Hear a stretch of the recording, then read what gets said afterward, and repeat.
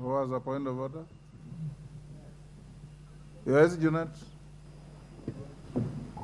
Mr. Speaker, thank you for your indulgence. Mr. Speaker, yesterday we were here to debate the whole day, and we took time to debate the motion that you approved on femicide. And in the middle of the motion is when the report for this bill was presented by the chair of the committee, Mr. Speaker. And it's only a night that has passed. And I'm sure night people have other businesses that they conduct at night, especially on a Valentine Day, Mr. Speaker. Especially on a Valentine Day. I'm sure, Mr. Speaker, people are not conversant with the report of the committee and how it has gone.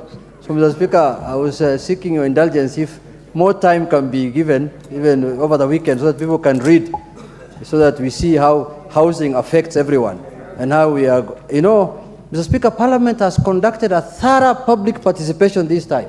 They have gone to every part of the country and they have listened to the people's views, and those views are contained in this report. So we need time to look at them and analyze them and internalize it. Then from there we say, this is, in the meantime we could debate issues like NADCO now, for example, then we come to housing after that. Thank you, Mr. Speaker.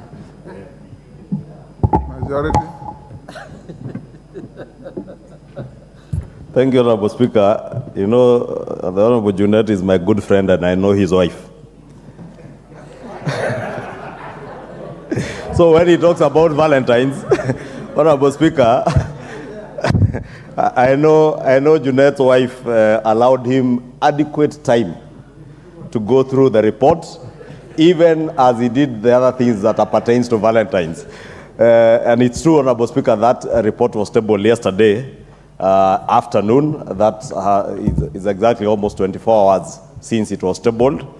And members, I'm certain, have had the opportunity to peruse through the report. And more importantly, Honorable Speaker, what I am moving for debate is the bill, not the report. The report only serves to inform what the work that the committee has done. And I agree with the Honorable Junet that the joint committee that you designated to handle this bill, Honorable Speaker, has done very good work and done extensive public participation in line with our Constitution. And therefore, Honorable Speaker, ask that you allow me to continue, go ahead and move debate for the second reading of the bill. Proceed. As members. Thank you, Honorable Speaker.